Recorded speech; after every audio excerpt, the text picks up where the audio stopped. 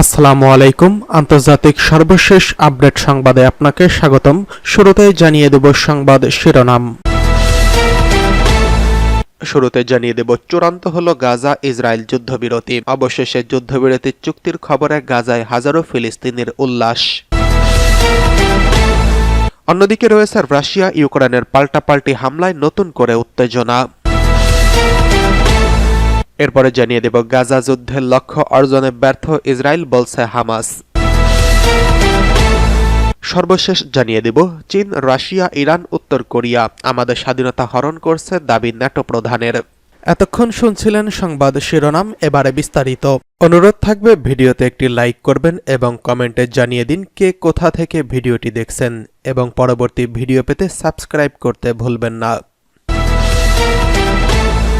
অবশেষে গাজায় চূড়ান্ত যুদ্ধবিরতির চুক্তির খবরে গাজায় হাজারো ফিলিস্তিনির উল্লাস। যুদ্ধবিরতির প্রস্তাবের শর্তে সম্মত হয়েছে হামাস ইসরায়েল। এই খবর প্রকাশের সঙ্গে সঙ্গে গাজার রাস্তায় নেমে উল্লাস করছেন ফিলিস্তিনিরা। এদিকে গাজার মধ্যাঞ্চলের দেইর আল বালাহ এলাকায় মানুষের উল্লাসের কিছু ছবি প্রকাশ করেছে সংবাদ মাধ্যম আল জাজিরা। এতে যুদ্ধবিরতির খবর পেয়ে ফিলিস্তিনিদের আনন্দ উল্লাস করতে দেখা যায়। দীর্ঘদিন পর ফিলিস্তিনিদের মধ্যে এমন দৃশ্য দেখা গেল। এর আগে বিবিসির প্রতিবেদন থেকে বলা হয়, কাতার, মিশর ও যুক্তরাষ্ট্রের মধ্যস্থতায় 15 মাসের ইসরায়েলি আগ্রাসনের অবসান হতে যাচ্ছে। হামাসের একজন কর্মকর্তার বরাত দিয়ে বুধবার এই তথ্য জানিয়েছে বিবিসি। ইসরায়েলি গণমাধ্যমের খবরে বলা হয়েছে, হামাস যুদ্ধবিরতির চুক্তিতে শেষ মুহূর্তে দাবি পেশ করছেন। কাতারের আলোচনার ব্যবস্থা নিয়ে একটি সংবাদ সম্মেলন করার আগে হামাসের ওই কর্মকর্তা বিবিসির সঙ্গে কথা বলেন। ইসরায়েলি গণমাধ্যমের প্রতিবেদন থেকে বলা হয়েছে, মিশরের সঙ্গে গাজায় দক্ষিণ সীমান্তের একটি গুরুত্বপূর্ণ ভূমি নিয়ে তারা ফিলাডেলফিয়া করিডর সম্পর্কে নতুন দাবি জানিয়েছেন। মাসের পর মাস ধরে আলোচনা এখনও চূড়ান্ত পর্যায়ে পৌঁছেছে। অন্যদিকে রাশিয়া ইউক্রেনের পাল্টাপাল্টি হামলায় উত্তেজনা। রাশিয়া ও ইউক্রেন একে অপরের বিরুদ্ধে ড্রোন ও ক্ষেপণাস্ত্র দিয়ে বড় ধরনের পাল্টাপাল্টি হামলা চালিয়ে যাচ্ছে। নবনির্বাচিত মার্কিন প্রেসিডেন্ট ডোনাল্ড ট্রাম্পের শপথ গ্রহণের মাত্র কয়েকদিন আগে এই সংঘাত আরও তীব্র আকার ধারণ করেছে। মার্কিন সংবাদ মাধ্যম সিএনএন এই খবর জানিয়েছেন। ট্রাম্প আগেই প্রতিশ্রুতি দিয়েছেন যে তিনি দ্রুত এই যুদ্ধের সমাপ্তি ঘটাবেন, তবে কিভাবে তিনি তা করবেন তা নিয়ে এখনও কোনো স্পষ্ট ধারণা পাওয়া যায়নি। তার দায়িত্ব গ্রহণের মধ্য দিয়ে ইউক্রেনে রাশিয়ার পূর্ণাঙ্গ আক্রমণের চতুর্থ বছরে প্রবেশের আগ মুহূর্তে নতুন এক অনিশ্চয়তা তৈরি হয়েছে। সোমবার রাত থেকে মঙ্গলবার ভোর পর্যন্ত ইউক্রেন এখনও সবচেয়ে বড় আক্রমণ চালিয়েছে বলে দাবি করা হয়েছে। ড্রোন ও ক্ষেপণাস্ত্রের মাধ্যমে এই আক্রমণ রাশিয়ার অভ্যন্তরে চালানো হয়। ইউক্রেন ও রাশিয়ার কর্মকর্তারা জানিয়েছিলেন, এর মধ্যে 6টি মার্কিন নির্মিত দূরপাল্লার এটিএসিএমএস ব্যালিস্টিক ক্ষেপণাস্ত্র ছিল। বিদায়ী মার্কিন প্রেসিডেন্ট জো বাইডেন গত বছর নভেম্বরে ইউক্রেনকে রাশিয়ার অভ্যন্তরে হামলার জন্য মার্কিন দূরপাল্লার ক্ষেপণাস্ত্র ব্যবহারের অনুমোদন দেয়। রাশিয়া এটিকে বড় ধরনের উত্তেজনা বৃদ্ধি হিসেবে দেখছেন। রাশিয়া আগেই হুমকি দিয়েছিল যে এই মার্কিন ক্ষেপণাস্ত্র ব্যবহৃত হলে তারা তাদের নতুন ওরেশনিক নামে মাঝারি পাল্লার হাইপারসনিক ব্যালিস্টিক ক্ষেপণাস্ত্র ব্যবহার করবে। এই ক্ষেপণাস্ত্র এখন পর্যন্ত একবারই নিক্ষেপ করা হয়েছে। ইউক্রেনের সেনাবাহিনী জানিয়েছে, তাদের সর্বশেষ হামলা সামরিক এবং তেল স্থাপনার লক্ষ্যবস্তু করা হয়েছে। তারা বলছে, রাশিয়ার সশস্ত্র আগ্রাসন পুরোপুরি বন্ধ না হওয়া পর্যন্ত এই ধরনের আক্রমণ চালিয়ে যাওয়া হবে। বুধবার রাতে ইউক্রেনের জ্বালানি খাত লক্ষ্য করে রাশিয়া ইউক্রেনের বিরুদ্ধে বড় ধরনের হামলা চালায়। ইউক্রেনের প্রেসিডেন্ট ভলোদিমির জেলেনস্কি জানিয়েছেন, রাতে চালানো এই আক্রমণে 40টিরও বেশি ক্ষেপণাস্ত্র ব্যবহার করা হয়েছে, যার মধ্যে 30টি ধ্বংস করা হয়েছে আর 70টিরও বেশি ড্রোন ব্যবহার করা হয়েছে। জেলেনস্কি এক বিবৃতিতে বলেছেন, রাশিয়ার আরেকটি ব্যাপক হামলা শীতের মধ্যভাগ আর তাদের লক্ষ্য এখনও একই। তিনি আরও জানিয়েছেন, এই হামলার লক্ষ্য ছিল গ্যাস অবকাঠামো এবং জ্বালানি স্থাপনাগুলো, যা মানুষের স্বাভাবিক জীবন নিশ্চিত করে।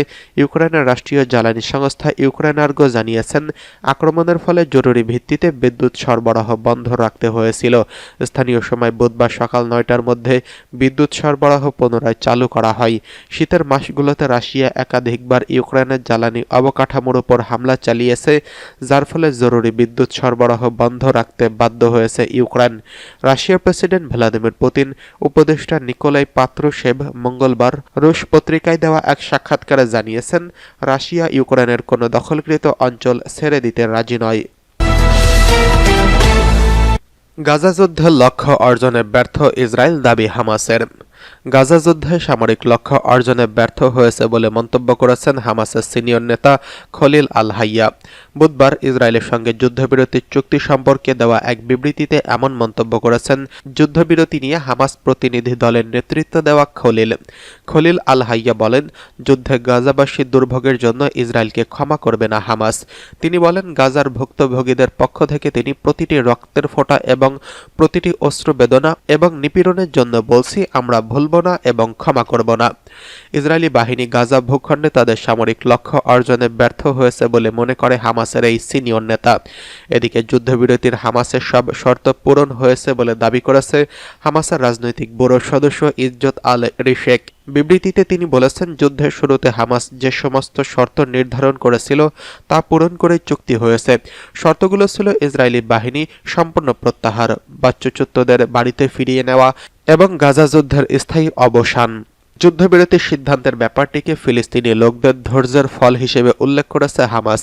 সংগঠনটি বলছে, যুদ্ধবিরতির চুক্তিটি আমাদের মহান ফিলিস্তিনি জনগণের অবিচল ধৈর্য এবং গাজা উপত্যকায় 15 মাসেরও বেশি সময় ধরে আমাদের বীরত্বপূর্ণ প্রতিরোধের ফল। এটা আমাদের জনগণের মুক্তির আকাঙ্ক্ষার বাস্তবায়নের পথ প্রশস্ত করছে।